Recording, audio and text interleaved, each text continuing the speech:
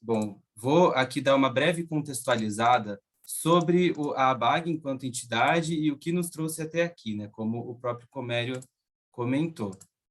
Agora, o meu computador resolveu travar na hora de abrir aqui o modo apresentação. Está funcionando a tela já? Abriu já, né? Tá na tela da orientação de como alterar o nome do Não, Zoom ainda. então tá certo. Então Tá sim. Bom, pessoal, trazendo aqui rapidamente um contexto da ABAG, nós somos a Associação Brasileira do Agronegócio, é uma entidade sem fins lucrativos que tem quase 30 anos aí de existência, com o objetivo de estabelecer no agronegócio brasileiro uma organização para o seu desenvolvimento sustentável, agregando todos os setores da economia nacional e internacional. Hoje nós somos 79 associados diferentes, entre empresas e demais entidades, institutos de diferentes segmentos do agronegócio. E quando a gente pensa em agronegócio, a gente tem que pensar na cadeia como um todo, né? Do mercado de insumos Lucas, até o food service, né? Até o desculpa te consumidor interromper, final. Lucas. Então, A sua tela ainda está parada no primeiro slide. vixe, deixa eu fazer de novo aqui, então. Obrigado, Ricardo. Falou. Vamos ver se agora... Está transicionando agora? Avança mais um, por favor. Não? Aí. Foi. Valeu. Tá, beleza. Então, ó, esse aqui era o slide que eu estava falando sobre a BAG, né? E quando a gente vai para a cadeia do agronegócio, a gente tem uma série de diferentes stakeholders que atuam, né? Do mercado de insumos, com fertilizantes, defensivos, diferentes agroquímicos, né? Os maquinários também, até chegar no consumidor final, são uma série de diferentes stakeholders e agentes aí que atuam com diferentes interesses, né? As diferentes cadeias que tratam das mais distintas culturas. Ou seja, é um ecossistema muito complexo de várias entradas e de muitos diferentes interesses, né? Que muitas vezes o interesse de um elo da cadeia pode ser o contrário do elo seguinte. E a BAG, diferente de algumas outras entidades que trabalham cadeias específicas ou elos e setores específicos, é uma entidade que tenta tratar o agronegócio de uma maneira transversal e convergir os interesses de todos os diferentes stakeholders da cadeia. Então, ela é uma entidade que tenta fazer o mercado de insumos conversar e se entender e encontrar pontos de conversão junto com a produção, junto com a industrialização, distribuição, até chegar no consumidor final. E vale lembrar aqui que a gente entende a BAG como uma entidade, que a gente entende o agronegócio como responsável por todos esses elos, né? Não é só o container que é exportado de soja para fora do Brasil, ou o mercado de carne sendo vendido para a China, mas todas essas relações comerciais e econômicas, sejam de pequenos, médios e grandes produtores, estão dentro do mesmo ecossistema e fazem parte do agronegócio. Então, a BAG é essa entidade que tenta defender os interesses e representar o setor de uma maneira transversal.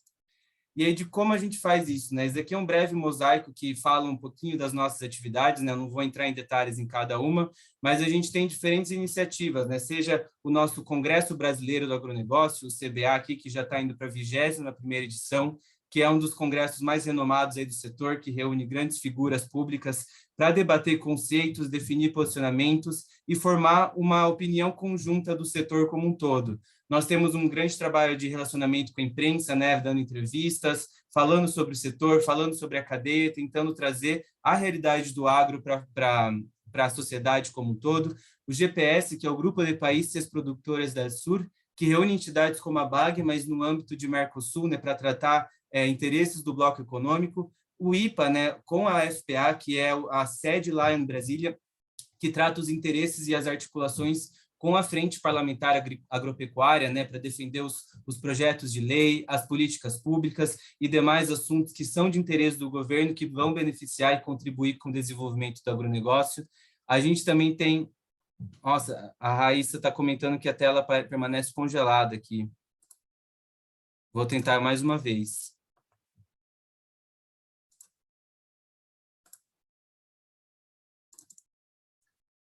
Ó, se eu faço aqui, ele não muda de apresentação, eles mudam, né? Ele tá ok, Lucas. Se você não projetar, ele está Tá. ok, mas realmente ela tem razão, ele tinha congelado. Ô, Mas o pessoal, teu pitch perdão tá aí pelo... matador, nem se preocupe com os slides, viu, parceiro? Tá Então, tranquilo. beleza, ó, isso aqui era a cadeia que eu estava falando, né, do mercado de insumos até o consumidor final, né, a BAG é a entidade que tenta fazer articular os interesses dos diferentes elos.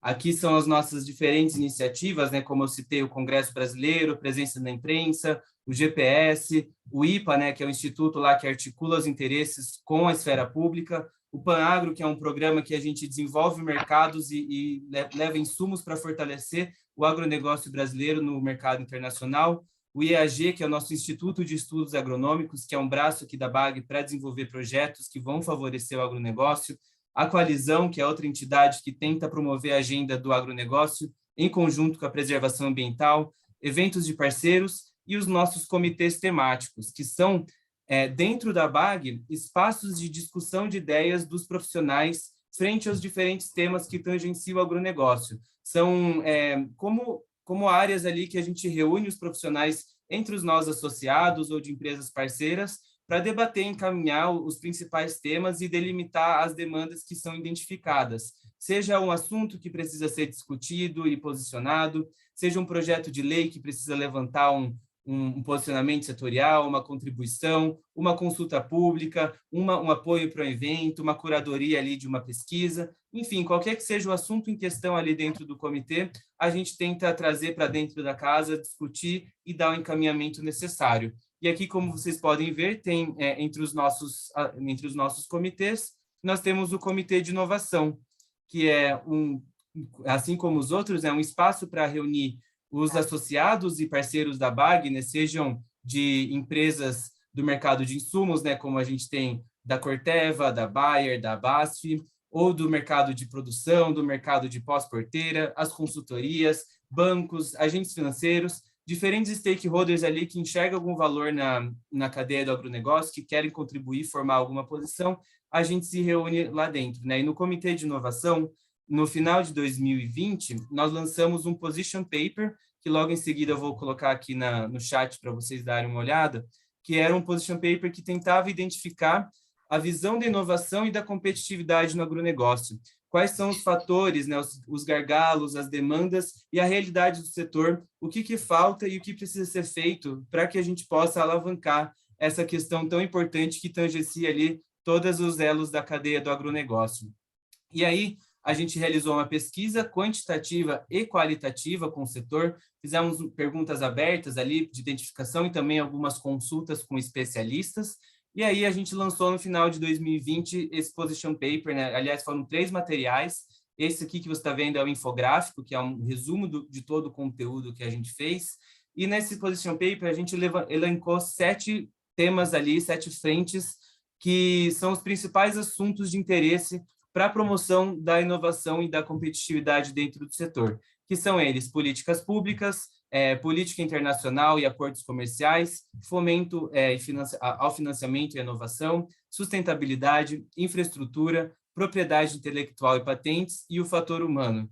Então, a partir desses pontos que a gente elencou, a gente começou a pensar em uma série de desdobramentos e iniciativas que a entidade, né, que, novamente, como eu falei ali em cima, é uma entidade transversal que tenta fazer convergir os interesses de toda a cadeia agroindustrial, tentamos fazer, identificar desdobramentos, né, ações que a gente podia fazer que pudesse contribuir de alguma maneira aí com o desenvolvimento. E aí, né, trazendo aqui para a questão do financiamento ao fomento e inovação, a gente chegou a esse evento, né, que é uma demanda que a gente identificou, que é essa questão de que, de um lado, as startups, scale-ups, incubadoras, enfim, né, uma série de termos aí do ecossistema de inovação do agronegócio, cada vez mais buscam e demandam por recursos e produtos financeiros para alavancar seus projetos, e, de outro lado, grandes empresas, bancos, escritórios de advocacia, né, muitos deles associados da BAG, demandam cada vez mais recursos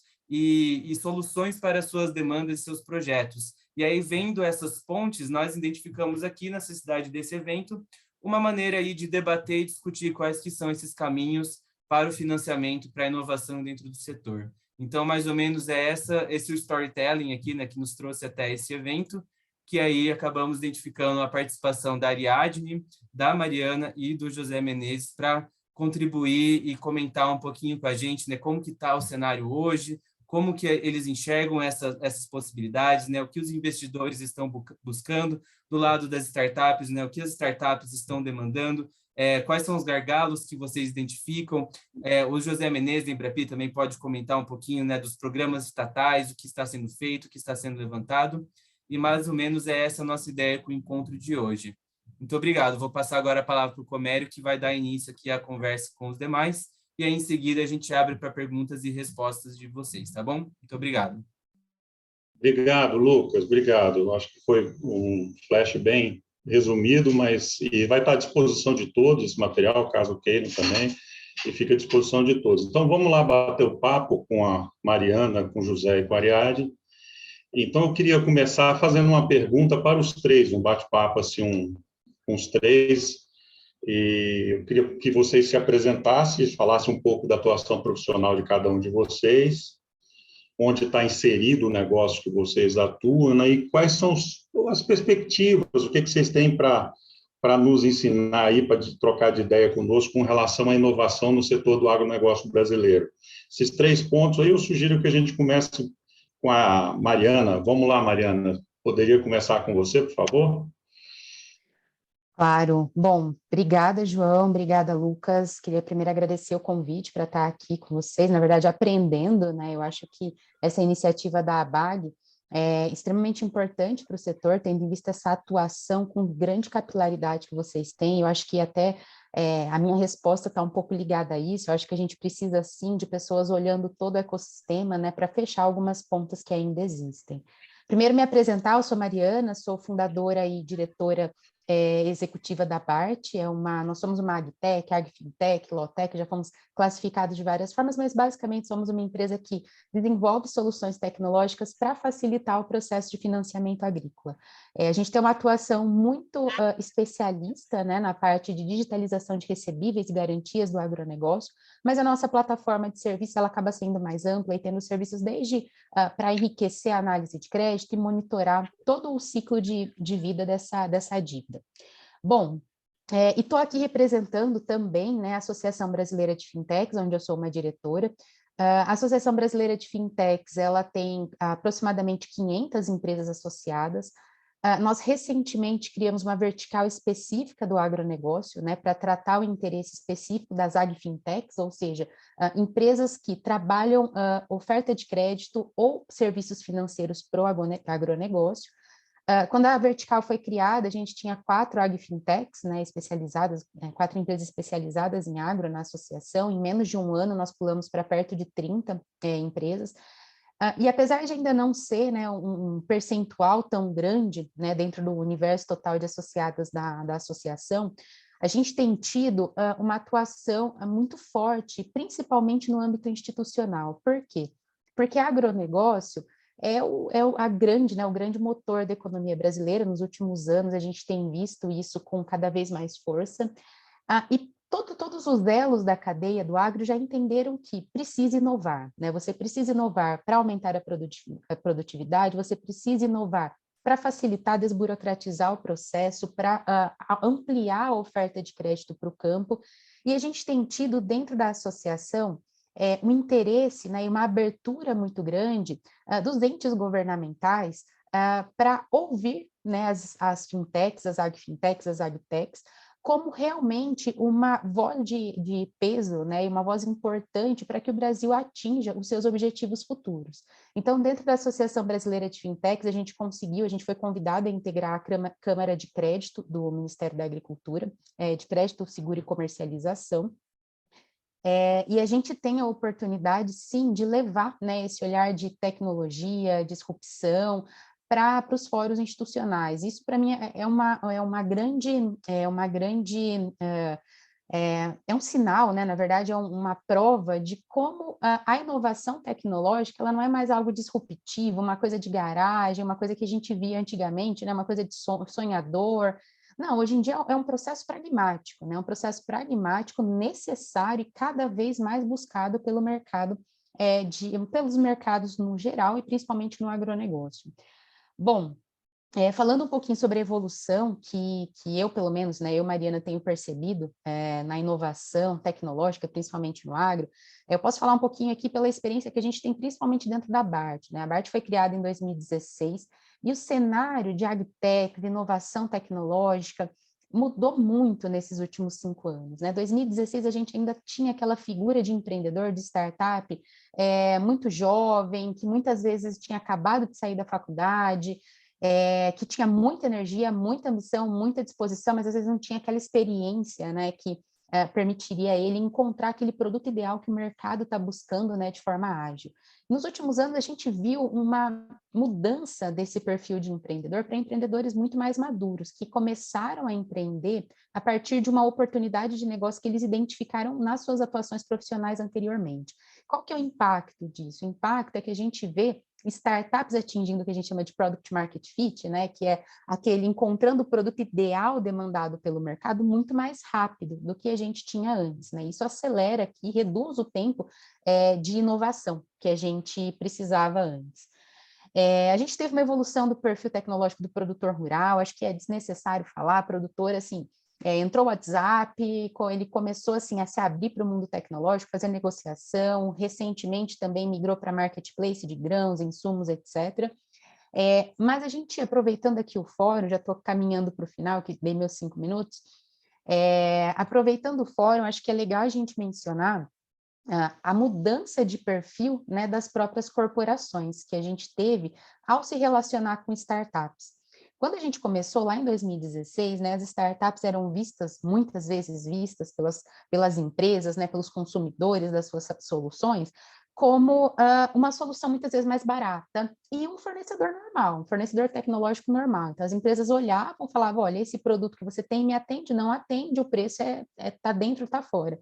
Só que a startup tem uma metodologia, né, de desenvolvimento e melhoria de produto muito diferente. A gente não chega e oferece para o cliente um produto 100% aderente ao que ele precisa. A gente vai fornecer uma solução que está, vamos dizer assim, muito próxima e a gente vai construir em conjunto com o cliente. E hoje as empresas entenderam isso. Elas entenderam que trabalhar como startup não significa pagar menos, não significa você ter um processo só tecnológico, não, é a sua oportunidade de contribuir para a criação e desenvolvimento de uma solução que pode sim ser muito aderente às suas dores num futuro muito breve. Então, acho que essas são as principais mudanças que eu vi nos últimos anos aqui nesse setor de inovação do agronegócio. Mariana, muito obrigado, parabéns pela trajetória. Eu acho que você levantou alguns pontos aqui interessantes que acho que a gente vai abordar mais para frente, mas você mencionou aí a capilaridade da BAG como entidade que pensa transversalmente no mundo do agro, acho que esse é um ponto importante. Você também falou de inovação baseada em processos, né, porque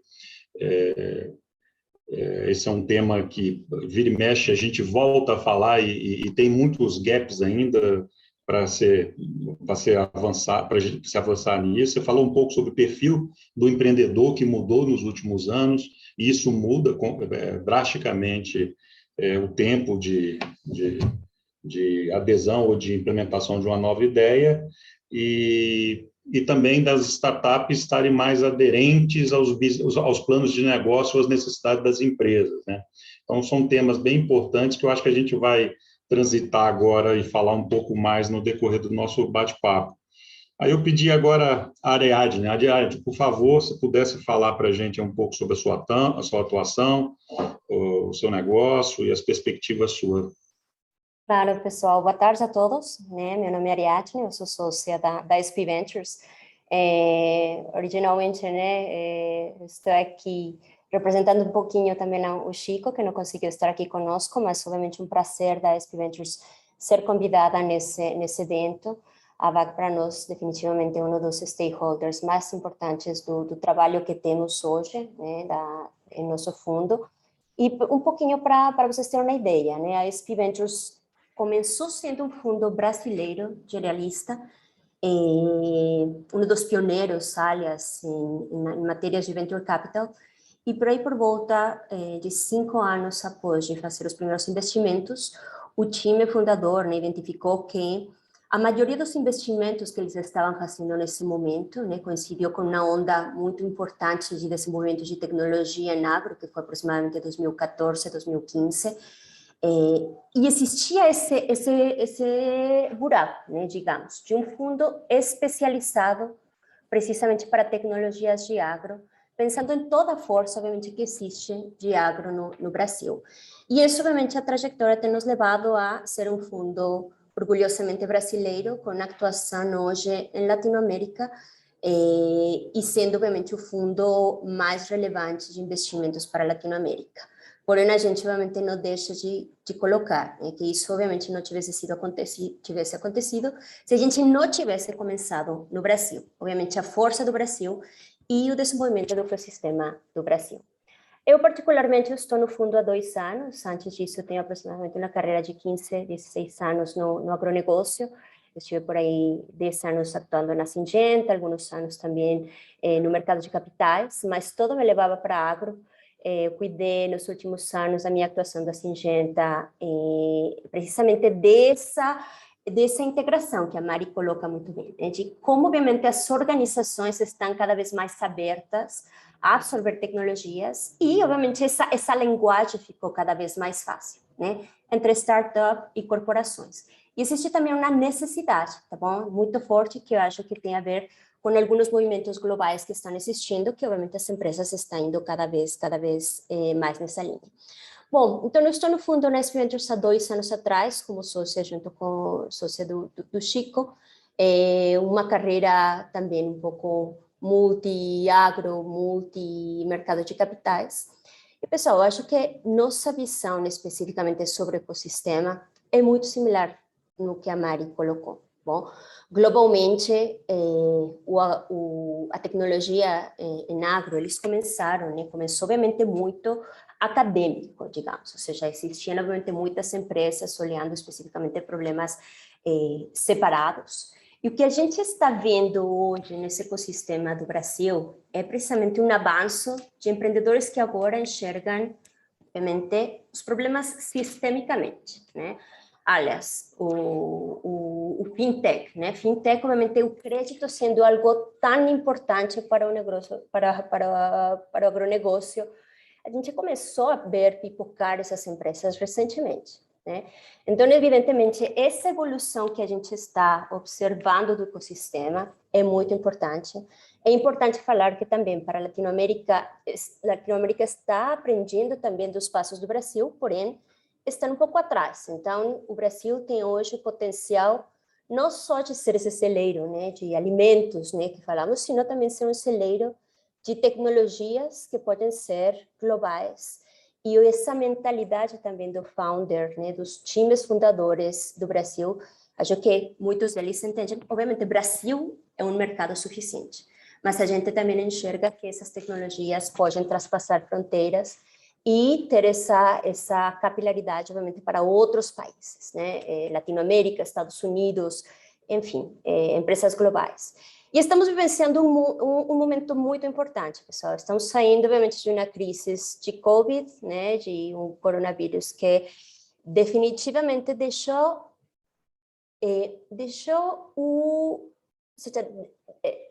muito claro, né, evidentemente, a resiliência que existe dentro do agronegócio. Deixou isso e, evidentemente, abriu alguns buracos em oportunidades que existem dentro do agronegócio. Sim, temos ineficiências dentro do agro, temos, obviamente, problemas de logística, e alguns founders, obviamente, times fundadores, se ligam, né? É num momento de crise que, às vezes, é quando surgem as melhores oportunidades. Não por isso que algumas das melhores empresas globalmente surgiram naquela crise de 2008, enfim. Então, estamos vendo um cultivo, um caldo de cultivo para uma nova onda de tecnologia, precisamente puxada por oportunidades que vieram de Covid, né? Obviamente, que deixou claro essa situação, né, de alguns buracos que existem dentro da cadeia. E, evidentemente, estamos vivenciando, né, em conjunto uma questão de crise climática, onde o agro é, assim, centro da conversação. Então, pessoal, acho que é um momento muito, muito rico desde o ponto de olhar de investidores que antes enxergavam agro como algo demasiado too risky, né? Muito arriscado. Para hoje queremos estar dentro. Ou seja, como que a gente faz para participar do movimento? Muito bem, Ariadne, obrigado. Eu acho que contextualizou muito bem, complementou um pouco o que a Mariana falou, né? Mas eu destacaria aqui, você falou sobre o pioneirismo da SP Ventures e atuação na América Latina, falou da mudança do perfil, né? Que era o perfil do empreendedorismo e da inovação, ele era um perfil mais acadêmico, para agora com um perfil mais com a visão mais sistêmica, né? Que a Mariana também abordou esse tema. Eu acho que você também citou uma coisa importante que o Brasil também pode ser, e talvez, uma alavanca para a América Latina, né? A gente pode ser um celeiro não só de grãos e de alimentos, mas um celeiro de tecnologia, né? Você usou essa expressão, que eu achei bem interessante. E a crise sanitária trouxe uma grande resiliência, né? Provou que o setor é resiliente, mas, por outro lado, trouxe uma série de oportunidades que a gente está vivendo nesse momento, que é um momento virtuoso para tomada de decisão e avanço nos nossos diferenciais competitivos, e a inovação é fundamental para isso, né? Então, muito bem, obrigado, acho que foi bem legal. José, vamos lá, vamos falar um pouco da sua experiência.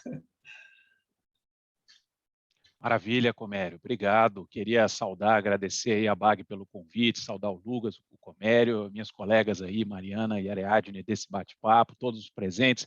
Vejo o Robson aqui também, agradeço pela presença e a parceria. É uma satisfação estarmos aqui representando a Embrapi. Eu sou José Menezes, eu estou responsável pelo fomento da Embrapi a startups, ao agro e à bioeconomia. E tem tudo a ver com o que estamos falando, puxando um gancho aí do que a Ariadne comentou e o Comério referenciou, né, do agro brasileiro ser um celeiro de tecnologias para o Brasil e para o mundo, né? A Embrapi, não sei quantos dos que estão aqui conosco hoje conhecem a instituição que eu represento, a Empresa Brasileira de Pesquisa e Inovação Industrial. Ela é uma instituição, eu costumo chamar de uma startup, uma spin-off aí governamental, digamos, que foi inspirada pela Sociedade Fraunhofer da Alemanha, né, os centros de pesquisa da Alemanha, muito conhecidos aí, que operam há muitas décadas com muito sucesso.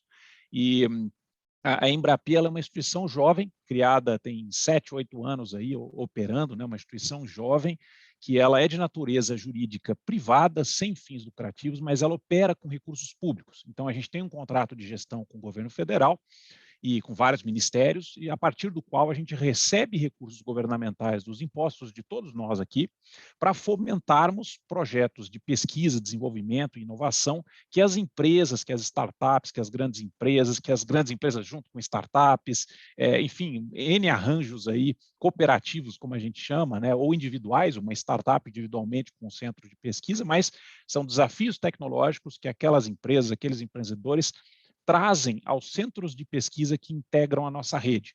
A Embrapi é uma rede de centros de pesquisa, são 76 aí no Brasil todo, de Manaus a Porto Alegre, a Recife, que estão à disposição dos empreendedores, das startups no Brasil inteiro, em várias áreas do agro, né, para a gente ajudar a superar os desafios tecnológicos ao longo do processo da inovação, de levar um novo produto ou serviço a mercado, ajudar a resolver um problema do produtor, né? Seja ele antes da porteira, na porteira, depois da porteira. Então, a gente está à disposição, a gente faz isso com velocidade, porque somos de natureza jurídica privada, né? Mas com recursos meio que de pai para filho, porque a gente recebe, né, são recursos públicos não reembolsáveis, o antigo a fundo perdido, né? Então a gente ajuda o empreendedor, a startup, aquelas que podem eventualmente estar aqui nos assistindo, ou que venham assistir no futuro também, né? A gente ajuda a mitigar os riscos tecnológicos da inovação e também os riscos mercadológicos, no caso das startups. A gente vai até o produto e serviço, do começo do desafio tecnológico até aquele novo produto ou serviço chegar ao mercado, estar vendendo, decolando. Então, a gente co-investe sem tomar equity da startup, sem tomar uma parte do capital social, tá? É 0% de equity com a Embrapi, e a gente ajuda ali, paga, todos co-investem né, um projeto de P&D encomendado por aquela startup ou aquela grande empresa em parceria com startup, e a gente põe a mão no bolso, a Embrapi, o centro de pesquisa da nossa rede, credenciado por nós, também dá uma contrapartida, e o empreendedor, que é o dono, na verdade, do projeto, né, daquele desafio que vai levar ao mercado, também dá uma contrapartida. E a gente faz tudo isso de forma rápida, a gente não trabalha com edital, não tem burocracia, ficar preenchendo formulário, espera 6 meses, 9 meses, 1 ano, não. Em média, os nossos projetos, em menos de 2 anos, da primeira conversa que o empreendedor tem com o nosso centro de pesquisa, em menos de 2 meses, a grana está lá na ponta, os mestres e doutores daquele centro de pesquisa da nossa rede estão trabalhando naquele desafio tecnológico que o empreendedor, que a empresa trouxe para a nossa rede. Tá? Então, é um modelo novo, e a gente se alegra muito, né, no âmbito aqui do Comitê de Inovação da ABAG, da gente poder estar junto do empreendedor, do agro, para a gente oportunizar, né, e aumentarmos a sofisticação tecnológica cada vez mais, que já é muito, né, mas do agro brasileiro, com a visão do mercado mundial, inclusive, né, das grandes fronteiras tecnológicas do agro, os desafios que temos de sustentabilidade e produtividade, né, o que todos nós já estamos cansados de saber, né, 2050, quase 10 bilhões de pessoas aí, o Brasil vai ter que aumentar 40% ou mais a produtividade, mantendo a sustentabilidade, isso não é brincadeira, e obviamente passa por inovação tecnológica, inovação em modelos de negócios e muitos outros aspectos, né? E a Embrapi está junto do empreendedor ao longo dessa jornada. Tá? Mas eu acho que eu paro por aqui, Comércio, senão eu me empolgo demais. Acho que eu devolvo para ti aí, depois a gente continua o bate-bola. Obrigado. Legal, né? Muito bom. Acho que você atentou para alguns fatos. Você falou, usou a expressão do spin-off da Embrapi, um spin-off da Embrapa, e spin-off não deixa de ser um dos principais caminhos da inovação aberta, né? Então, mostra que a gente tem avançado em todas as frentes no Brasil, né? Você também falou um pouco da atuação, vocês vão desde a tecnologia ao mercado, sem a participação de equity. Então, são modalidades que eu acho que todos nós, todos os participantes aqui vão querer entender um pouco mais, ou tirar algumas dúvidas, né? Mas vamos em frente, pessoal. Então, agora eu queria começar algumas perguntas. Vou começar pela Ariadne.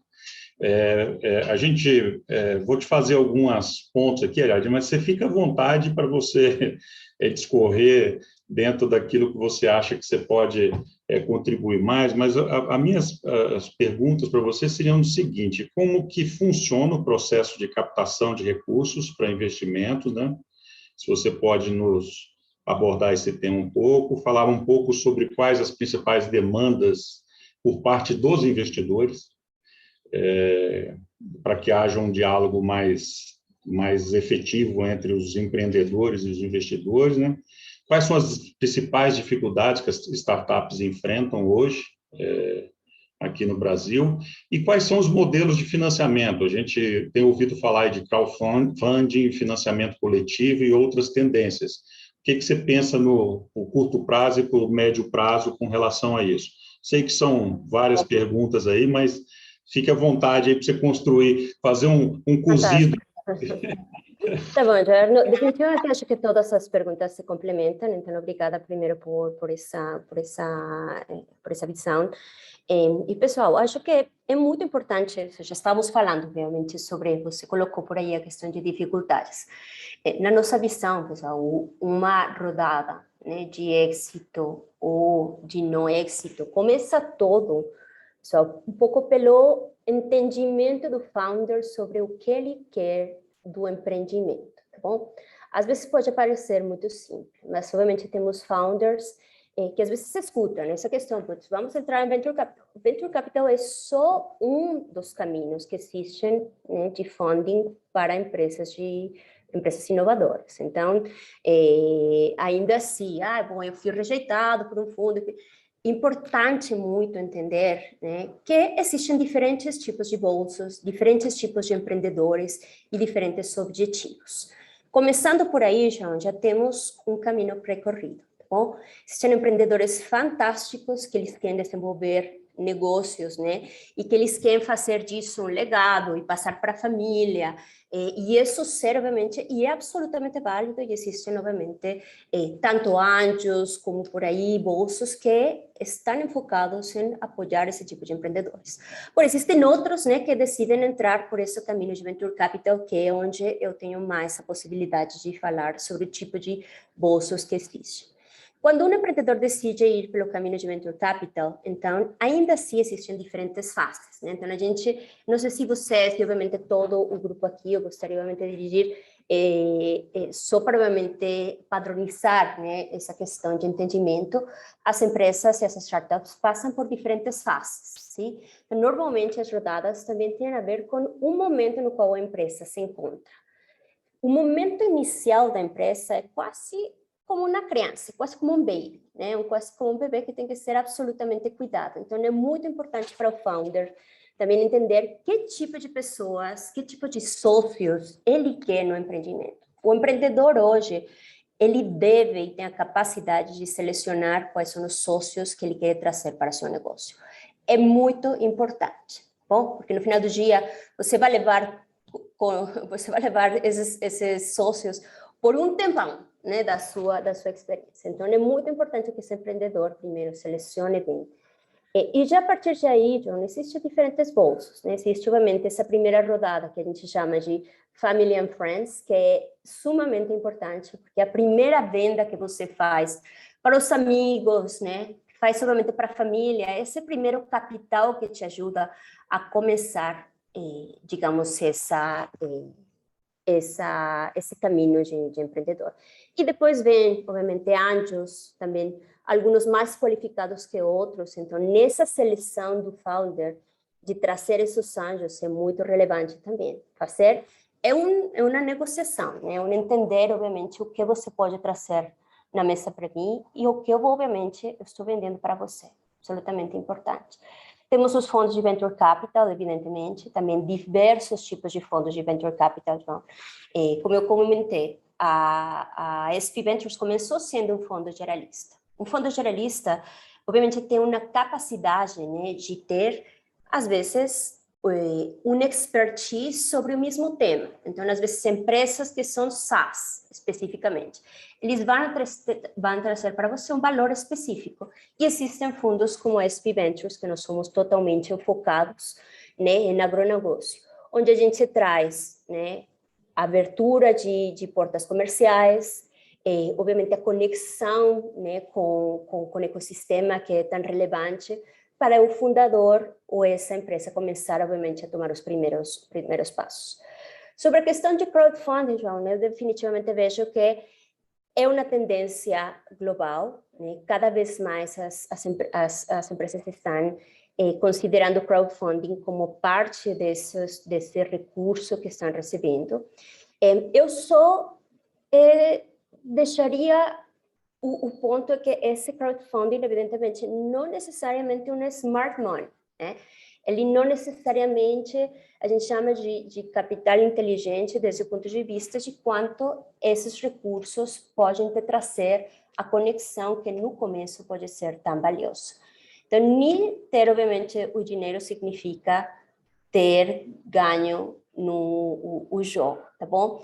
Por isso, obviamente, a seleção dos diferentes pontos é importante e cada vez vemos mais, né, alguns fundos de crowdfunding ou grupos de anjos que são especialistas no negócio. Então, aqui no Brasil existe por aí o AgroBem, existem alguns pontos de inovação, alguns mecanismos, né, que juntam empreendedores e executivos do setor a fazer apostas diretamente com os empreendedores. E alguns outros como competições, que também são muito válidas, né? A indústria lança algumas chamadas, às vezes, de competição, que a pessoa fica, mas será que entram? Não? Entrem, né? O fato, obviamente, de passar por esse grupo de empresas que foram selecionadas é também muito, muito importante. A indústria está por trás e definitivamente são recursos muito valiosos que vêm com isso. Muito bem, Ariadne. Eu acho que você passou por temas muito importantes. Acho que vai dar uma boa discussão com o pessoal depois, né? E você falou de um certo momento aí de entender e conhecer bem os sócios. Eu acho que dentro do empreendedorismo, talvez a principal, um dos principais fatores de sucesso são as pessoas, né? Quando você começa um empreendimento, você pode ter tecnologia, ideias boas, o que tiver, né? Um produto e tal, mas tem que ter gente, né? Isso, acho que é isso que é fundamental, né? Mas obrigado e vamos avançar e depois a gente volta aos temas que você levantou, né? Mariane, vamos lá, vou te fazer uma sopinha de perguntas também e fica à vontade aí para conduzir também. Bom, primeiro a gente queria saber de você como funciona o processo de captação de recursos, né, de investimentos, né? Quais são as principais demandas por parte dos investidores nesse processo de financiamento? Quais são as principais dificuldades, né, das startups? Isso você aos olhos desculpa, Mariana, eu estou fazendo as perguntas que eu acabei de fazer para a Ariadne. Desculpa, falha do senhor João aqui. Vamos lá. A gente vai abordar um pouco diferente com você, né? Quais são os principais desafios das startups e fintechs, né? Tem enfrentado na obtenção de recursos financeiros? Acho que você pode contribuir bastante com isso, pela sua experiência, né? Quais são os principais gargalos que essas startups enfrentam e como superá-los? E, com base na sua experiência e atuação no setor, e com os problemas que o setor tem vivido, como que você acha que as startups podem propor algumas soluções? O que você enxerga como os próximos caminhos para soluções que essas startups poderiam propor para o agro? Bom, vamos lá, vamos começar aqui pelas primeiras perguntas, né? Primeiro falando dos desafios que startups têm, que elas encontram. Eu acho que quando a gente fala em desafio, a gente tem tanta coisa que a gente pode abordar, né? Desde desafios macroeconômicos, né? Como o período de recessão, que em tese faz os investidores quererem investimentos de menor risco, etc. Mas vou tentar trazer aqui alguns pontos que eu acho que são muito práticos, né? E não dependem de ninguém, realmente depende do empreendedor implementar, para ele ter talvez uma chance maior de sucesso, né, na sua captação. Quando eu penso assim, em captação, a gente tem que pensar que é um processo quase que de venda, né? Se você quer captar, sei lá, 5 milhões, você não pode mandar a sua apresentação para 5 fundos, você tem que mandar para 50, né? Ter essa percepção e ter acesso a essa lista de investidores, esses contatos com investidores que possam ter um fit, né, com a sua tese de negócio, com a sua startup, eu vejo que é uma dificuldade muito grande de muitas startups, principalmente quando a gente fala em startups que estão fora dos grandes centros, né? Então, fora de São Paulo, fora de Minas, Florianópolis, né? Que a gente sabe que tem um ecossistema de empreendedorismo mais forte, tem fundos, né? Que tem fundos aceleradores que podem fazer essas conexões. E eu tive a oportunidade, já até por ter começado em Londrina, no Paraná, ter viajado para ter conhecido ecossistemas no norte do Brasil, contato com ecossistemas do Nordeste, Centro-Oeste. Tem muito negócio bom nessas regiões que muitas vezes não conhece, não tem acesso a esses 50 investidores ali que ele poderia apresentar a sua tese de investimento encontrar, né, o melhor investidor, o melhor sócio que vai trazer não só o recurso financeiro, mas também o aporte de conhecimento. Eu acho que isso é uma coisa muito simples, né, mas que aumenta muito a chance das startups conseguirem captar, é você ter acesso e acessar realmente uma ampla gama, né, de investidores de vários perfis. Uma vez um investidor meu me trouxe me falou uma coisa que pesou muito, né? Eu falei assim, não sei se eu vou mandar minha apresentação para esse fundo aqui, porque ele já tem tal investimento, ou então ele tem um cheque maior que o que a gente está captando agora. E ele falou o seguinte, falou assim, olha, Mari, você nunca sabe exatamente que o investidor vai ver da sua apresentação? Muitas vezes, a sua tese não é exatamente a tese principal, né, que ele pratica, mas pode ser que ele já tenha visto um caso muito parecido com a sua empresa, que ele deixou de investir no passado e que essa empresa valorizou muito, ou então ele tem alguma familiaridade com o negócio, ele quer investir. Então, assim, a gente tem que ser bem cara de pau, né, muitas vezes saber que a gente tem que mandar a apresentação e tem que acessar uma gama muito grande para conseguir aumentar as chances de fechamento. Eu acho que essa questão, né, da gente ter muita startup boa fora dos grandes centros, que muitas vezes não estão conectadas com os principais fundos, é importante. E eu acho que tem um ponto, assim, que quando eu comecei a captar investimento, lá no início da BART, que eu não entendi a importância, e hoje eu vejo, que é você praticar o seu pitch, né? Então, assim, você fazer um processo de captação, você vai apresentar para 50 fundos, se você, os 20 primeiros, você vai estar melhorando, né, o seu pitch de captação. Então, é uma coisa que os empreendedores têm que praticar sempre. Por quê? Porque quando você, não é só praticar a sua fala, é praticar a sua argumentação. O investidor, ele conhece o mercado que ele investe muito bem, muitas vezes ele vai saber o racional econômico desse mercado muito melhor que você. E ele vai te trazer insumos, né? Então, assim, o processo de captação também é um processo de aprendizado.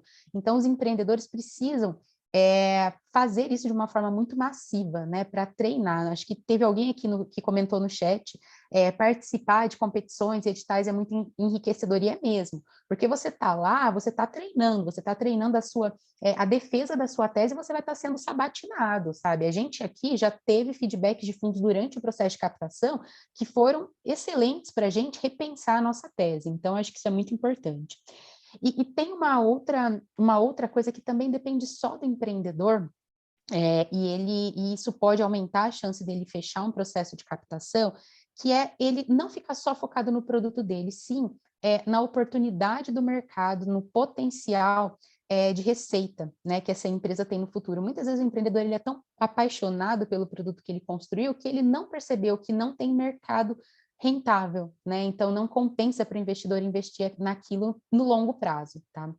E eu acho que tem vários desafios no cenário brasileiro. Eu acho que a gente tem aqui no Brasil ainda um desafio para as captações iniciais das startups. Então, quando a gente fala em investimento anjo ou até o investimento ali seed, né, vamos considerar até uns 5 milhões, ainda é um perfil de investidor mais conservador e que muitas vezes considera um valuation mais conservador das startups. E por que isso pode ser um problema no futuro? Porque as startups vão acabar vendendo naquele momento uma participação muito grande da empresa que pode prejudicá-la a fazer captações posteriores, né? Então, é um cenário que os fundos de venture capital, eles já entenderam, né? Então, isso já foi calibrado, mas os primeiros investidores, anjo, investidor seed, ainda tem um desafio.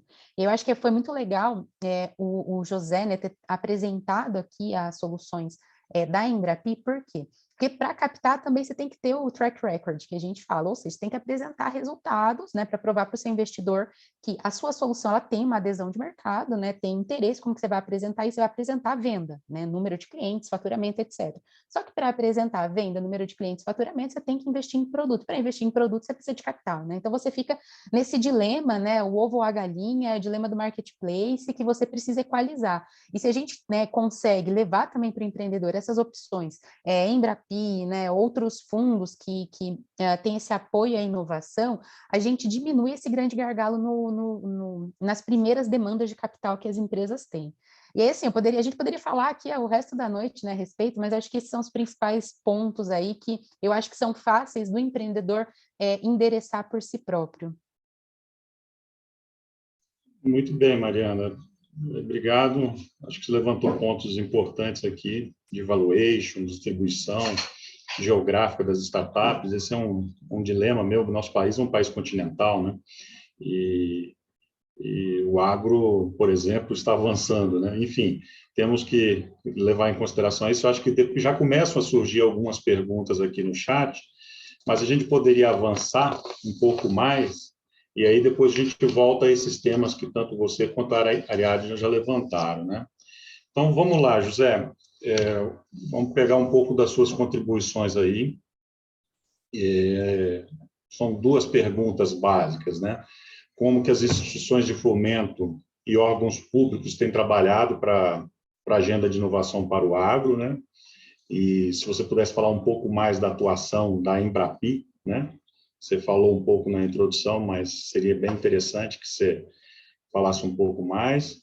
E quais os principais programas e projetos para o setor e como que a BAG pode ajudar com essas opções, né? A BAG como uma entidade de abrangência nacional, como que a BAG e as suas associadas podem ajudar nesse processo. A gente está dentro de uma jornada na BAG chamada BAG Lab, e esse evento faz parte, e a gente deve lançar até uma plataforma para unir as startups, os empreendedores e a própria entidade, mas seria legal se você pudesse falar um pouco sobre isso também. Maravilha, Comério, bacana. Olha, acho que é interessante destacar, pegando um gancho aí do que a Mariana falou, né, o empreendedor fica ali naquele ovo ou galinha, eu não tenho capital, mas tem que ter produto, e né, o investidor, é um ciclo realmente difícil, né, como é que eu convenço o investidor, mas como é que eu desenvolvo? Já buscou ali, como a Ariadne falou, acho que foi a Ariadne, né? Já pegou ali do Friends, Family and Fools, ali passou o chapéu onde dava, já está todo endividado, está correndo atrás. E a Embrapi vem como uma solução para o desenvolvimento de produtos, serviços realmente inovadores. Tem que ter inovação, tem que ter um conteúdo tecnológico, um desafio tecnológico significativo para que a gente possa co-investir, ajudar o empreendedor no desenvolvimento, superação daquele desafio tecnológico, né? E a gente tem, Comério, através dessa parceria, como eu falei, né, com o governo federal, o contrato de gestão que temos, desde que foi fundada a instituição, a gente recebe recursos governamentais e a gente tem um programa específico para startups, que é o Lab to Market. O nome já diz tudo, né? A gente ajuda, como eu mencionei, desde o início do desenvolvimento tecnológico até decolar aquele novo produto ou serviço, os aspectos mercadológicos, inclusive, daquela solução, né? E é um modelo onde a gente realmente toma risco junto. Tá? E é muito simples. A startup ela pode se beneficiar da mesma forma da infraestrutura, dos pesquisadores de altíssimo nível, os mestres e doutores, da infraestrutura, dos equipamentos de testes, laboratórios, da mesma forma que grandes empresas se beneficiam. Tá? Para vocês terem uma ideia, a Embrapi já são, nesses 7, 8 anos de operação, mais de 2 bilhões de reais em pesquisa e desenvolvimento. Tá? E nesse contexto, o agro aí, a gente tem 181 empresas já parceiras no agro. Você pensa num nome, por exemplo, BASF, Raizen, John Deere, CNH, Mosaic, Suzano, Eldorado, Bosch, Iveco, enfim, e startups como SafeTrace, agrorobótica em biofotônica, né? A agrorobótica trabalha com biofotônica, soluções muito interessantes que desenvolveram conosco, com centros de pesquisa da nossa rede, a SafeTrace, soluções de rastreabilidade via blockchain. Então, eu estou dizendo isso só para exemplificar que nós temos recursos para ajudar nos desafios tecnológicos das startups, né? Então, e o fluxo é muito simples, elas bastam identificar, isso está tudo na nossa página, né?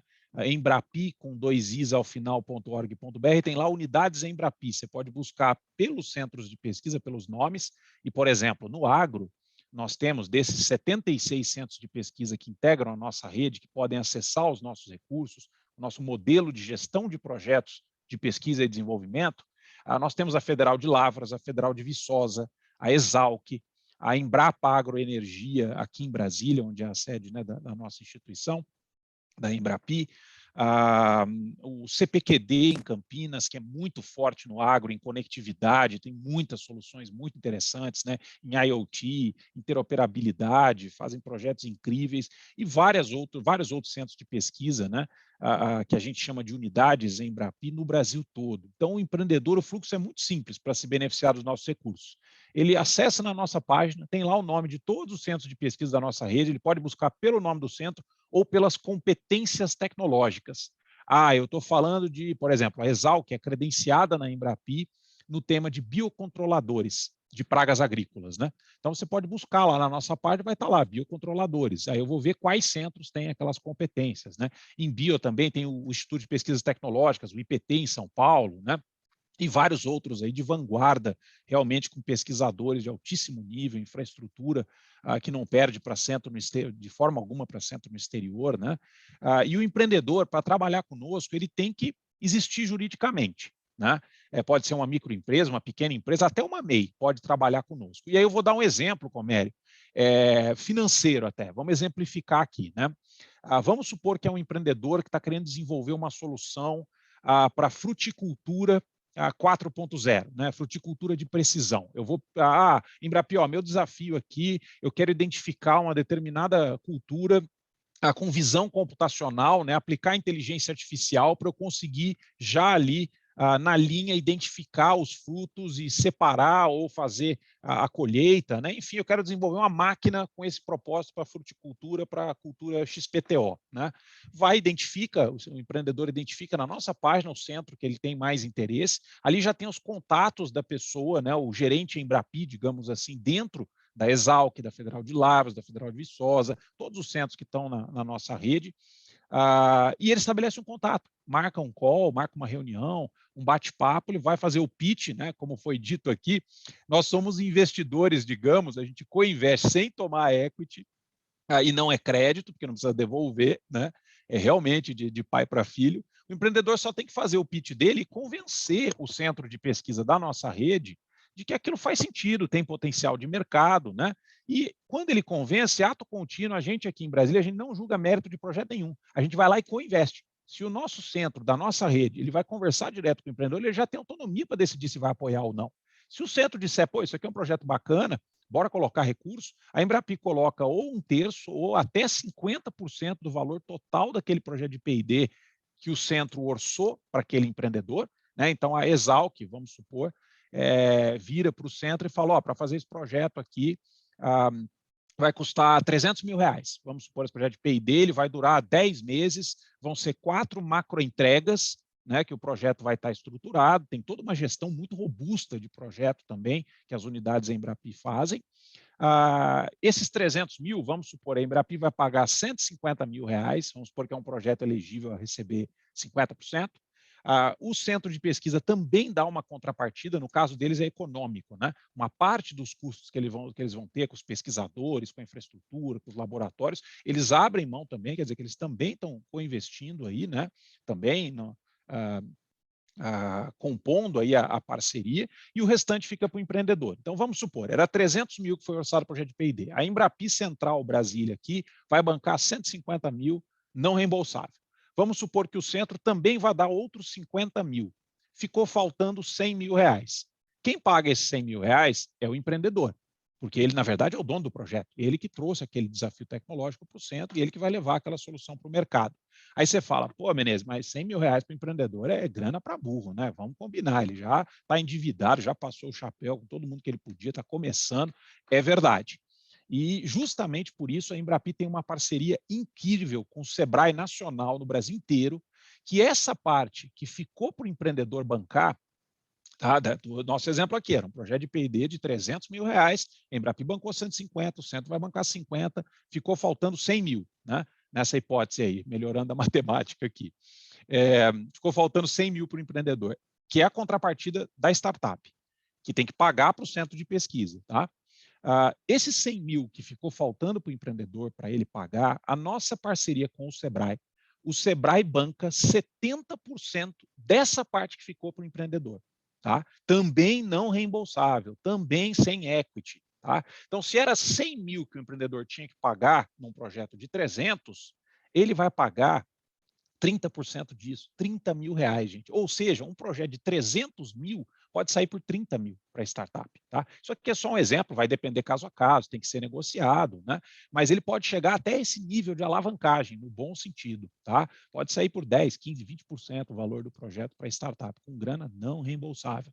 E aí ele acelera, contando com uma infraestrutura robusta, como essas empresas que eu citei no começo, né? São clientes em Embrapi, têm projetos conosco.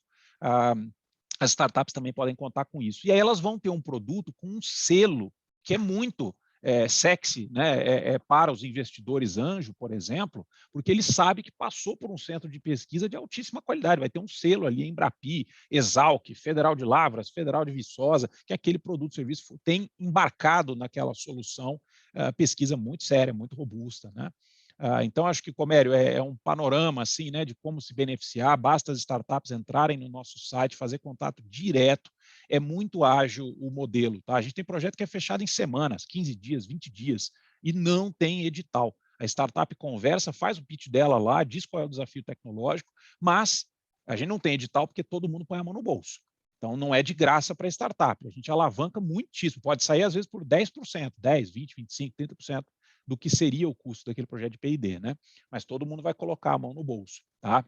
Esse é um pilar do nosso modelo. E a gente sempre foca em flexibilidade, agilidade e burocracia zero. Esse é o mantra da Embrapi. Eu chamei de Embrapi de uma startup no começo, como se fosse, né?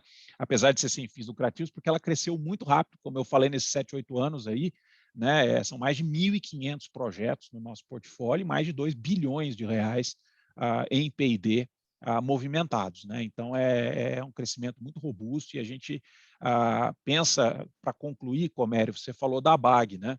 Vocês têm um papel absolutamente fundamental, você falou do Lab também, de vocês e de difusão disso, né? Muitos empreendedores não sabem, nunca nem ouviram falar de Embrapi, e a gente atua antes da porteira, pode ser numa solução de logística, um desafio tecnológico para logística, como pode ser na porteira ali da propriedade, a gente pode estar trabalhando com bioinsumos, biotecnologia, temos um monte de projeto interessante.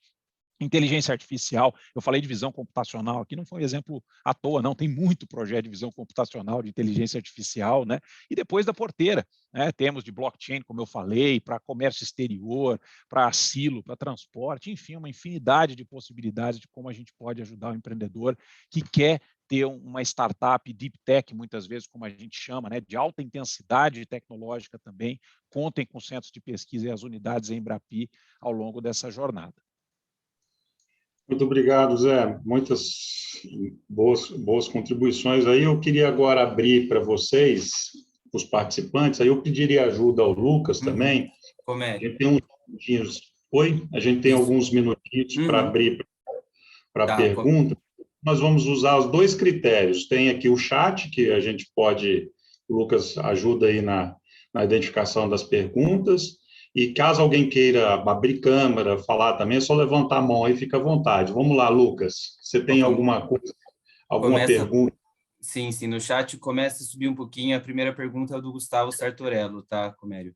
Só um comentário que eu queria fazer aqui, que eu esqueci da minha fala, é convidá-los para participar do nosso comitê de inovação também, tá, pessoal? Quem tiver interesse. Como o Comério também já adiantou, a gente vai estar lançando muito em breve o nosso ABAG Lab, que nada mais é do que um braço aqui da BAG dentro do nosso comitê para divulgar, difundir oportunidades, né, eventos, cursos, conteúdos, treinamentos, hackathons, enfim, todas as oportunidades dos nossos associados, dos nossos parceiros, de quem tiver, é mais como uma plataforma mesmo para contribuir e difundir as ideias, tá bom? Comério, você já identificou a pergunta do Gustavo? A do Gustavo é que vamos lá. Gustavo pergunta o seguinte: quais são os erros mais comuns dos empreendedores para não receberem recursos? Aí eu deixo à vontade, Mariana, Ariadne ou José, quem gostaria de responder essa? Bom, eu acho que a Maria por aí comentou alguns dos erros mais frequentes, e desde nosso ponto de vista, eu acho que um empreendedor que não se aproxima do começo ao cliente potencial, ele está cometendo um erro muito grave, né? Nós temos alguns empreendedores que falam, bom, quando minha solução estiver pronta, então eu vou conseguir ir e conversar com o mercado, e então a SLC e o Schaeffer e a MAGI vão me abrir as portas. O ideal é que esse empreendedor, no momento em que ele tem a ideia, sai no mercado. Ele vai se fazer, obviamente, ok, que tão interessante é minha ideia? Né? Você compraria? É algo que te interessa? Acho que esse primeiro processo já é fundamental, pessoal, para essa carreira de empreendedores. Porque com esse processo você não só está validando, né, uma tese no qual você vai dedicar os próximos anos da sua vida. Ou seja, é um investimento muito relevante. Mas você também está abrindo uma rede, né? Uma rede desses potenciais clientes que, putz, daqui a 2 anos a empresa resulta que eles estão querendo uma empresa que resolva um problema que você veio lá atrás. Eles vão te procurar. Então, nessa rede, esse começo, né, de um trabalho meio de formiga, de investigação, é fundamental dentro desse processo empreendedor, que nós vemos que alguns empreendedores pulam a eu já vi, eu já trabalhei nessa cadeia, eu já conheço, eu já escutei, eu tive uma ideia, mas não necessariamente fazem essa due diligence fundamental do começo, pessoal. Obrigado, Ariadne. Eu acho que a pergunta do Gustavo era direcionada para você mesmo, depois eu vi aqui no chat. Obrigado. Aí tem um comentário da Raíssa com relação a participar em competições e editais, é muito enriquecedor, né? Depois,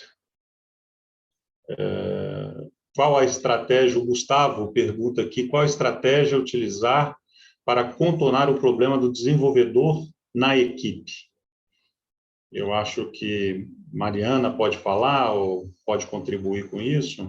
Eu acho que ele está se referindo Acho que eu posso... Tá bom. Desenvolvedor dev, né? Desenvolvedor de sistemas. Isso. O drama de toda empresa de tecnologia e startup atualmente, né? Você reter desenvolvedores, você contratar, reter e desenvolver desenvolvedores está sendo extremamente desafiador. O que eu posso compartilhar, né? Que a gente tem feito, tem dado muito certo. É você ter um cuidado ainda maior com as pessoas, né? Então, entender que, claro, remuneração é extremamente importante, a gente não pode nem falar, tem muita empresa de fora do Brasil vindo contratar desenvolvedores aqui no Brasil, pagando em dólar, mas você proporcionar para o desenvolvedor o contato com o negócio, quando o desenvolvedor tem essa ambição e tem esse perfil, né, de entender qual que é o impacto do que ele faz na vida do cliente, né, na tese da empresa, na tese de captação, e você, ambiente flexível, home office, assim, poxa, parece uma coisa boba, mas tem sido um grande fator para a retenção de desenvolvedores. E remuneração, né? E dependendo de quão sênior é o desenvolvedor e da importância dele para o seu negócio, analisar realmente colocar ele no plano de stock options da empresa. Muito bem. Esse está sendo um drama de pessoas, né? E a tendência é que isso fique cada vez mais competitivo, né, Mariana? Porque à medida que vai avançando a economia como um todo e essa questão digital, ela tá permeando, sempre permeou e agora mais, né? Qualquer dos nossos negócios. Então, isso realmente tem que tratar as pessoas diferentes aqui, tem que achar os caminhos, né? A Raíssa faz uma pergunta aqui, que talvez o José possa contribuir, eu acho que você já falou um pouco, mas é como conseguir acessar esse ecossistema quando não estamos nos grandes centros. Eu acho que alguém falou isso aí, eu acho que foi a Mariana, acho que você falou um pouco da Embrapi, da disponibilidade dos sites e tal, talvez você pudesse contribuir um pouco aí. E outra coisa, aqui o Gustavo também pergunta como a Embrapi trata os temas de confidencialidade. Beleza, tá joia, Comério. De trás para frente. Olha, confidencialidade, isso é um ponto, aliás, me abusando aqui, falando um pouquinho da pergunta anterior rapidamente, né, dos erros dos empreendedores, uma coisa que a gente vê que é muito comum é o empreendedor que fica ali assim, se fecha e fala, não, mas eu vou sair falando da minha ideia aqui, eu vou entregar o meu ouro, né? Uma coisa bem ingênua assim, não, o cara vai roubar a minha ideia, não, minha ideia aqui é genial, vou revolucionar o planeta, não posso sair falando assim, imagina, vão roubar, né? E a gente vê que é uma grande bobagem, né? Você tem que vender muito o seu peixe, uma ideia e nada é praticamente a mesma coisa, o levar até mercado é que é o grande desafio, né? No mundo inteiro.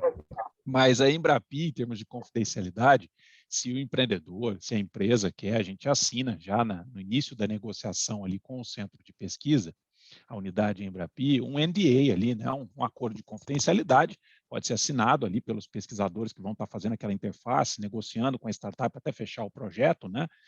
Então, sim, isso não é problema algum, tá? Mas eu só quis aproveitar a carona para falar que esse é um ponto muito ingênuo, com frequência, né, de muito empreendedor que fica fechando e não adianta, você tem que abrir um mínimo, seja para um investidor anjo ou para um centro de pesquisa, uma unidade Embrapi que vai colocar recurso naquele seu projeto, né?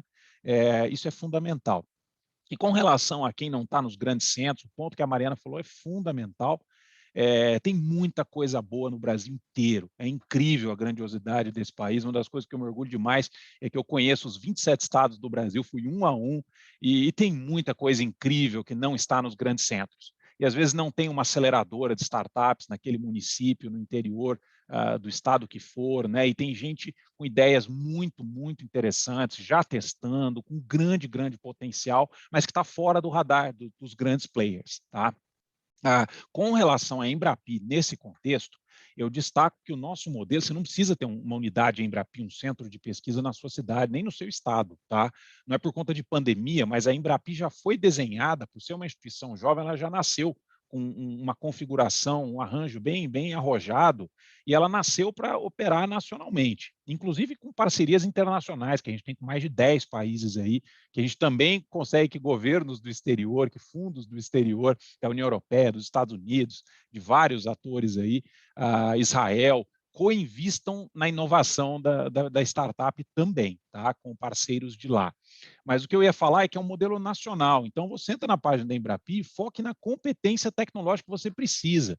No exemplo que eu dei, é visão computacional, é inteligência artificial, veja quais unidades a Embrapi tem aquela competência e faça contato com ela. Se ela está no Rio Grande do Sul, está em Manaus, está na Bahia, pouco importa. Você tem que achar qual é o melhor centro, os melhores pesquisadores, o melhor portfólio. Pergunta para aquele centro, e aí, quantos projetos você tem nessa área do meu desafio, né? Deixa eu conhecer melhor. Identificou aquela unidade em Embrapi, aquele centro de pesquisa que melhor te atende, onde ele está é um detalhe, tá? A gente opera de forma remota, o empreendedor, lógico, se ele quer ir lá, está lá, vai gastar uma passagem ou outra, tal, mas esse é o ponto central, né? Não se prenda à geografia e sim à competência. Eu estou tomando a liberdade, Comério, de passar aqui no chat para todos o link da Embrapi. Tudo isso que eu falei hoje aqui no bate-papo com vocês está aí nesse link. Explica o Lab to Market, esse nosso modelo em 3 ciclos: desenvolvimento tecnológico, desenvolvimento dos aspectos mercadológicos, e ainda um terceiro ciclo, onde a gente dobra o valor que o anjo tenha eventualmente colocado naquela startup, o anjo e outras formas, né, de captação, inclusive crowdfunding, como foi mencionado, né, a gente dobra até R$200 mil, é o nosso teto, né, tem algumas condições ali.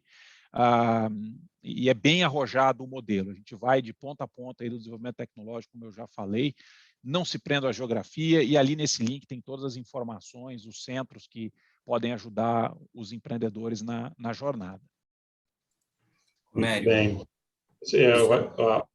Oi, desculpa, Lucas. Deixa eu dar aqui uma interrompida. Vamos chamar o César, está com a mão levantada, acho que dá uma variada, né, para ouvir uma voz diferente, né? Talvez se o César quiser abrir a câmera, dar um oi.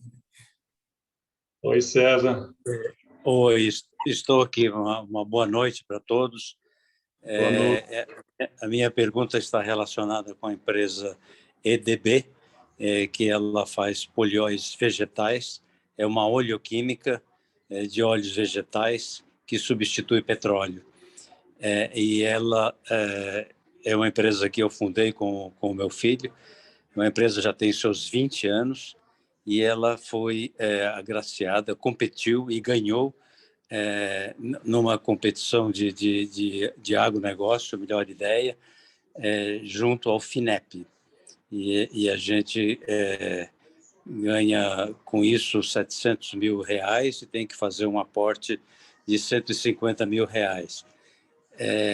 A minha observação, não é nenhuma pergunta, talvez uma contribuição, é que a BAG podia divulgar, que o FINEP podia divulgar, e que poderia haver uma divulgação maior, talvez, junto às entidades que vão ser usuárias dessa tecnologia, porque é relativa a uma tecnologia sobre revestimento de semente para reduzir o uso de fertilizante e aumentar a produção, reduzir o custo global de produção e aumentar a produtividade. Então, sim, se recebeu o prêmio, em tese foi reconhecido pelo FINEP, então essas coisas deviam ser mais muito divulgadas, um pouco diferente de você esconder a ideia, que foi dito agora há pouco. Pois, César, muito bom, ainda mais em tempos de insumos tão caros, né? Aumentar a produtividade é sempre bem-vindo, mas obrigado pela sugestão. Vamos encaminhar esse tema. Eu acho que numa das próximas conversas, você tem os nossos contatos agora, a gente pode até conversar sobre a sua ideia de como a gente pode ir lá na BAG divulgar um pouco mais sobre isso. Eu queria fazer uma última pergunta aqui, depois as que não forem respondidas, por causa do tempo, a gente vai encaminhar para os nossos convidados e mandamos as respostas isoladamente para vocês, mas tem uma última aqui, direcionada à Embrapi, e eu faria a todos, porque eu acho que o tema, a pergunta é mais ou menos o seguinte, se a Embrapi apoia projetos associados a finanças sustentáveis no agro. Eu acho que o tema sustentabilidade nunca teve tão importante na nossa sociedade. Eu acho que a gente poderia abrir essa pergunta para a Mariana e para a Ariadne, e caso o José também queira falar. Começa com você, José. Eu acho que a pergunta foi direcionada para você, e caso a Mariana e a Ariadne queiram comentar alguma coisa, fiquem à vontade, e depois a gente vai para as considerações finais. Maravilha, Comério. Olha, talvez, sim, tem potencial, tá? Mas precisa ser avaliado caso a caso. A gente sempre recomenda ao empreendedor, à empresa, né? Fazer contato, identificar na nossa página o centro que tem um fit maior aí com o seu desafio tecnológico e verificar a possibilidade ali no caso concreto, tá? A Embrapi tem algumas restrições. Não é toda empresa que pode trabalhar conosco, tá? A maior parte aí sim, mas depende, tem algumas restrições de KNAI. Se envolver a TIC, né? Aí a chance é altíssima, tá? Se tem algum KNAI de software, de TIC, ou de indústria extrativa, ou de indústria de transformação, ou ainda algumas outras possibilidades. E se a empresa, se a startup não tiver nada disso, ela ainda pode trazer um outro parceiro que tenha algum desses KNAIs, ou ela ainda pode agregar um outro KNAI à sua constituição até o término do projeto. Tem um monte de possibilidades aí, mas o que depende mais, especificamente sobre essa pergunta, é qual é a característica, o desafio tecnológico, a inovação que está embutida ali. Ela falou, né, um binômio de finanças e sustentabilidade. Talvez, se o desafio for desenvolver um algoritmo, a gente pode ajudar, certamente, tá?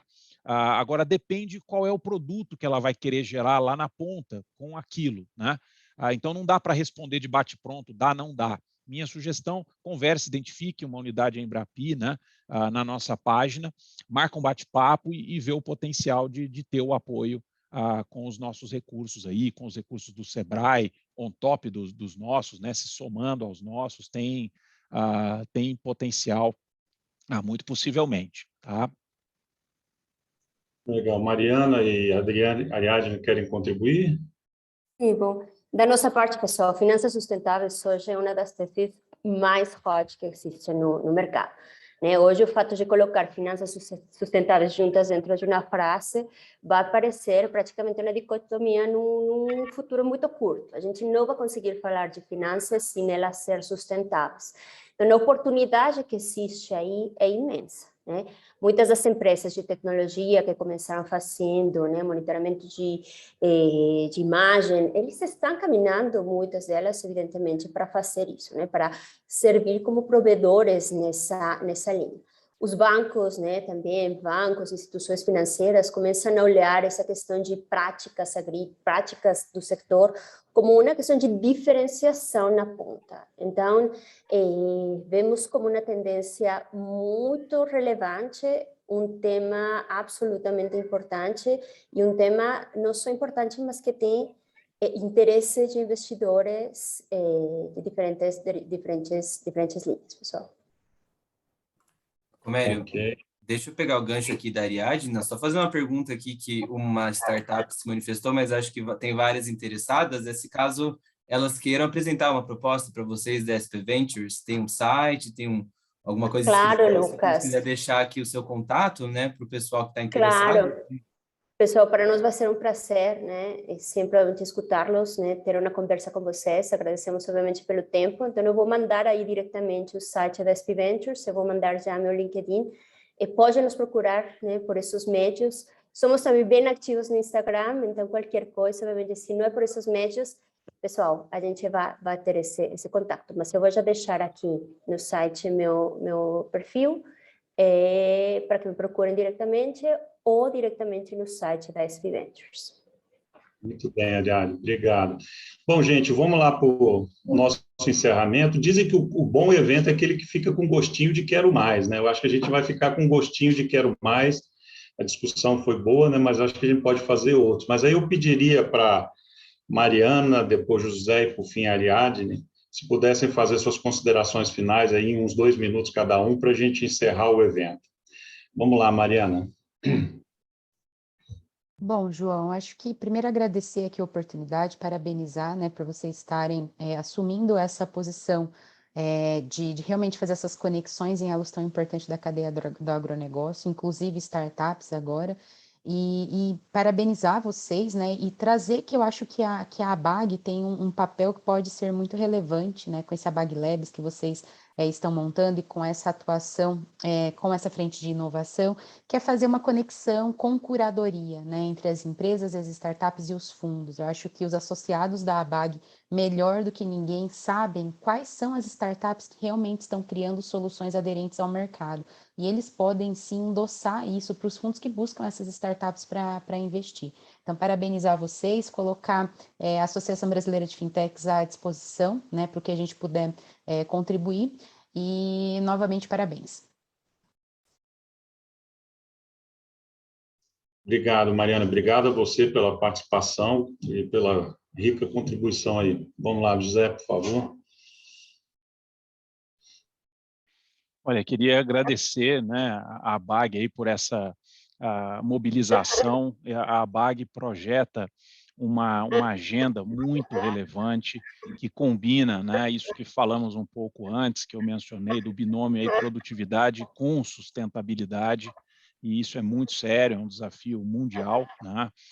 O Brasil tem grandes conquistas, mas tem desafios também que a gente não pode negar, que precisamos melhorar, ainda aumentar a sustentabilidade, né, nos processos, em alguns nichos do agro aí que o desafio é mais premente, né?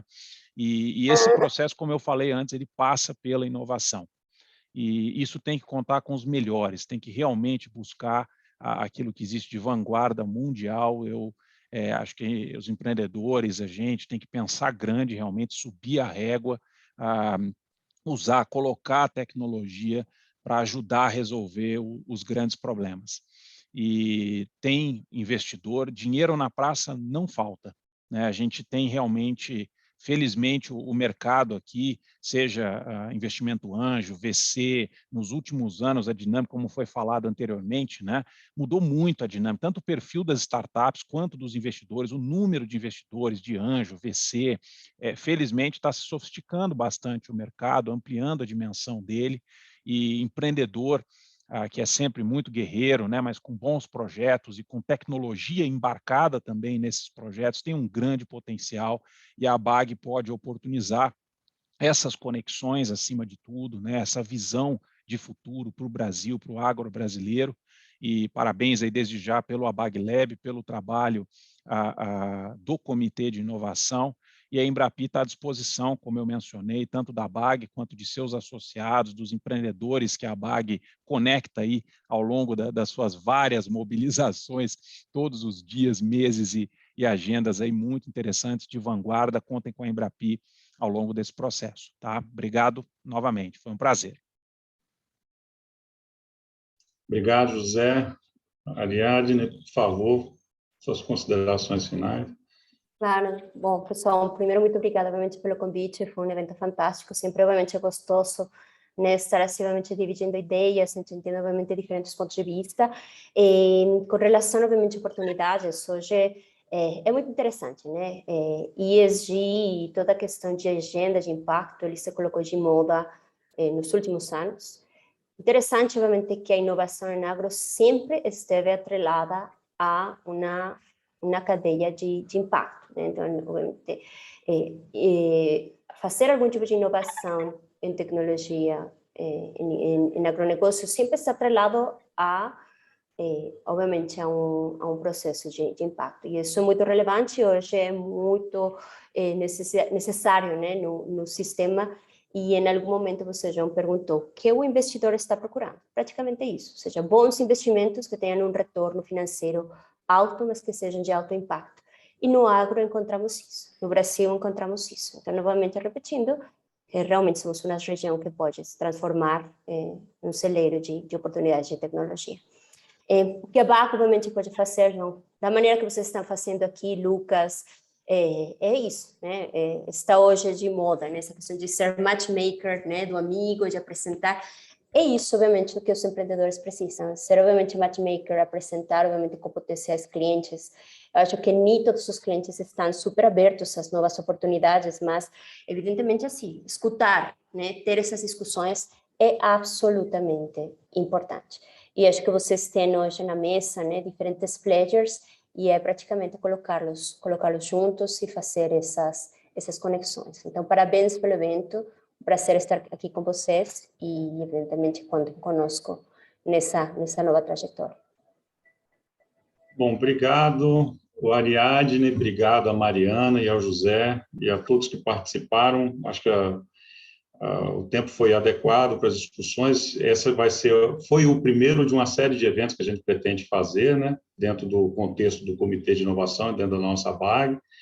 Eu posso falar em nome da BAG, que eu sou membro da diretoria, aqui está o Eduardo, está o Lucas e mais as outras pessoas. Já a BAG está de portas abertas e podem nos contactar a hora que vocês quiserem. Vamos avançar juntos nesse tema que é tão caro para o nosso país. E mais, né, o tema agronegócio e inovação é caro para a humanidade, né? E o Brasil tem um papel importantíssimo globalmente, né? Então, obrigado a todos, parabéns a cada um de vocês pelos negócios, pelo espírito inovador e empreendedor que o brasileiro tem, que vocês têm, certamente. E vamos em frente e esperamos em breve fazer um novo evento. Bom descanso a todos, obrigado. E até uma próxima. Tchau, tchau, pessoal. Muito obrigado. Obrigado, José, Ariadne, Mariana. Até a próxima. Tchau, tchau. Obrigado, valeu. Parabéns. Obrigado a todos. Tchau. Parabéns, excelente evento. Um abraço.